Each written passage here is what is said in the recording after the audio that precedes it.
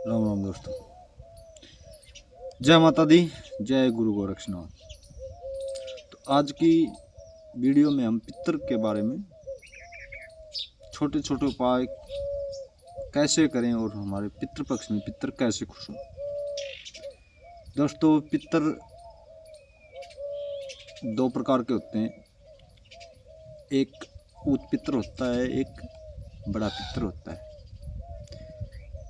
तो ऊत पितर क्या होता है और बड़ा पितर क्या होता है, पहले तो हम इसके बारे में जानकारी देते हैं। तो बड़ा पितर होता है वो दोस्तों वो होता है जिसकी शादी हो चुकी हो और जो अपने समय के अनुसार उनकी डेथ हुई हो, यानी कि मृत्यु हुई हो, और कुछ दिन बाद 12 महीने बाद या 6 माह बाद वो पितर योनि में आता है। ये नहीं होता कि भी सभी बड़े पितर ही बने। ये कोई ज़रूरी नहीं होता कि सभी की हम अमावस्या निकालें या उनका भोग प्रसाद करें। जब पितर को मरना है, पितर बनना है, जब पितर योनि में आता है तो वो श्रवण माँ के दर्शन देगा और हमारे कार्य सिद्ध करेगा, तो वो पितर रूप में है। अन्यथा हमें उसकी अमावस्या वगैरह निकालने की कोई ज़रूरत नहीं होती भाई। तो भाई आपको पता लग गया होगा कि बड़ा पितर क्या होता है। बुजुर्ग पितर बोलते हैं, बड़े पितर बोलते हैं। तो दूसरी श्रेणी में आता है ऊत पितर। ऊत पितर क्या होता है ये समझने की बात। अभी पितरों में भी अंतर होता है। एक शादी के बाद जो गुजर गया, एक्सपायर हो गया, मृत्यु को प्राप्त हो गया, वो बड़ा पितर होता है। ऊत पितर वो होते हैं जो उनकी मृत्यु या तो बचपन में हो गई हो, या जन्म लेने के 2 दिन या 1 दिन बाद उसकी मृत्यु हो गई हो, या 5 दिन बाद उसकी मृत्यु हो गई, या महीने बाद उसकी मृत्यु हो गई हो, वो ऊत पितर श्रेणी में आता है। ऊत पितर की श्रेणी में आता है। तो भाई पितृपक्ष चल रहा है, तो अब पितृपक्ष चल रहा है तो हमें ऊत मांस कैसे निकालनी चाहिए, ऊत पितरों की कैसे निकालनी चाहिए। मांस निकलती है भाई ऊत पितरों की, और बड़े पितरों को श्राद्ध के टाइम में मनाया जाता है, पितृपक्ष में मनाया जाता है। पितृपक्ष में हर पितर को याद किया जाता है। दूसरा भाई ऐसा है कि ऊत पितर को जब ऊत पितर योग में आता है, पितर योनि में आता है, तो वो क्या करता है, सबसे पहले हमें दर्शन देगा। या छोटे बच्चे के, अगर छोटा है, जिस उम्र में गुजरा है, वो उसी हिसाब से आपको दर्शन देगा। उसके बाद वो धीरे धीरे जिस प्रकार हमारा ग्रोथ होती है उसी प्रकार पितरों की भी ग्रोथ होती है, और वो हमें बार बार आके संकेत देने लग जाते हैं। वो आपको माँ भी बोल सकते हैं, भाई भी बोल सकते हैं। तो वो दर्शन देना शुरू कर देता है। तब हम उसको ऊत पितर की श्रेणी में लाते हैं और उसको मनाते हैं। उसकी अमावस्या वगैरह निकालनी शुरू करते हैं, तो वो पर्चा लगाना शुरू कर देता है। और हमारे भगत लोग क्या करते हैं कि बोल देते हैं भाई तुम्हारे पितर नाराज है, पितर दोष चल रहा है, लेकिन ये नहीं बताते कि भाई हमारा ऊत पितर है या बड़ा पितर है। तो हमें ये प्रश्न करना चाहिए उनसे कि हमें ये पता होना चाहिए कि हम कौन से पितर से परेशान हैं, या ऊत पितर से परेशान हैं या बड़े पितर से परेशान हैं। बड़े पितरों में आते हैं जो मैंने पहले भी बताया है कि भी बड़े पितरों में वो आते हैं जिनकी शादी हो चुकी हो और वे समय के अनुसार मृत्यु को प्राप्त हुए। और ऊत पितर वो होते हैं जिनकी मृत्यु अकाल मृत्यु हुई हो, या जन्म लेने के कुछ दिन बाद उसकी मृत्यु हो गई हो, तो वो ऊत पितर की श्रेणी में आते हैं। तो पितृपक्ष में हमें क्या करना चाहिए और क्या नहीं करना चाहिए। सबसे पहले बात, पितृपक्ष में हमें अपने उन पितरों की अमावस्या, उन पितरों का श्राद्ध मनाना चाहिए जिनकी तिथि हमें याद हो कि वो किस तारीख को और किस बार को तिथि के हिसाब से पितृपक्ष में श्राद्ध मनाया जाता है बच्चों। तो भक्तजनों, पहली बात तो ये कि पितृपक्ष में अगर हमें तिथि याद नहीं है, उसके बारे में ज्ञात नहीं है, तो अमावस्या को के दिन एक बार पितृपक्ष में उनके नाम का श्राद्ध अवश्य करें। ठीक, आगे अब पितृपक्ष शुरू हो रहा है। पितृपक्ष में सर्वप्रथम क्या करना चाहिए और क्या करना चाहिए, क्या नहीं करना चाहिए, आइए वीडियो के माध्यम से हम जानकारी दें। लेकिन बताने से पहले आपसे रिक्वेस्ट है कि हम आपके लिए नई नई वीडियो आगे लाते रहेंगे, हम इसी प्रकार जानकारी देते रहेंगे। अगर तुम्हें अच्छा लगे तो वीडियो को कमेंट करके बताना है,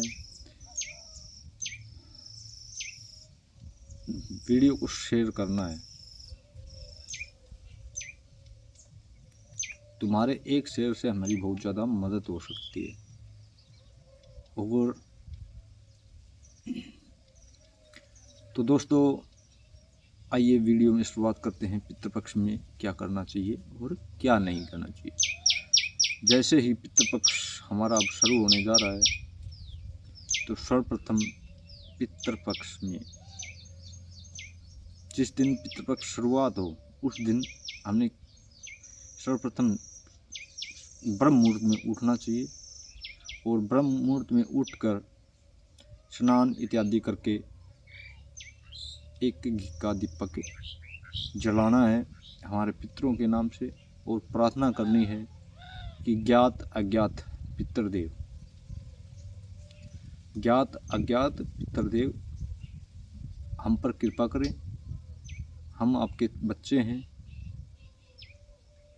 और हमसे जो भी भूल हुई है वो क्षमा करें। उसके बाद क्या करना है, अभी हाथ में जल लेना है। जल लेके और हमें संकल्प करना है कि हमें पितृ पक्ष में पितरों की सेवा करनी है। और हाथ में जल लेके हमें संकल्प करना है कि हे पितृदेव, कृपा करके आप मुझ पर अपनी कृपा बनाएं। मेरा गोत्र ये है, मेरा नाम ये है और मैं इस कुल से हूँ,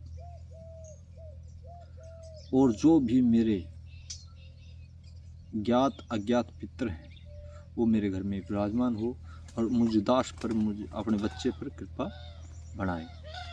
और वो जल जहाँ पर अपने दीपक जलाया है वहाँ पर उसको छोड़ दें। उसके बाद घर में जो भी भोजन बने, पितृपक्ष में जब भी घर में जो भोजन बने, सर्वप्रथम अपने पितरों के नाम से वो भोजन, उसमें से कुछ हिस्सा निकाल देना चाहिए और उस हिस्से को या तो गौ को खिलाओ या कौवे के खिलाओ या कुत्ता को भी खिला सकते हो पितृपक्ष में। और ये कहना चाहिए कि भी हम पितृपक्ष में जब तक पितृपक्ष चलेगा तब तक मैं अपना एक हिस्सा, एक टाइम का भोजन अपने पितरों को समर्पित करता हूँ। तो हमें भाई चाहे वो सुबह का हो चाहे शाम का हो, अपने पितर के नाम से देना है और हमें एक टाइम ही भोजन करना है। उसके बाद दक्षिण दिशा में मुख कर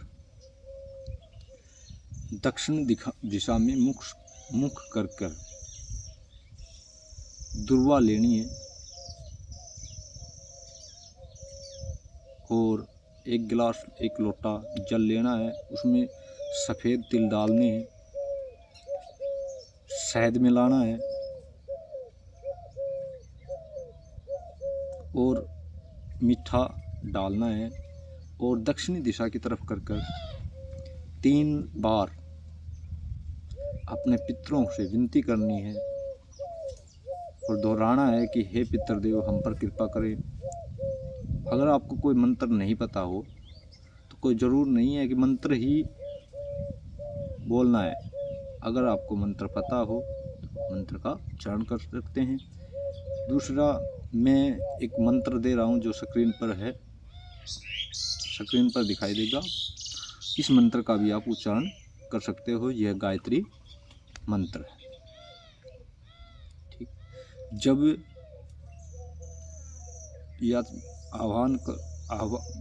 पितर का आह्वान मंत्र भी होता है और तर्पण मंत्र भी होता है।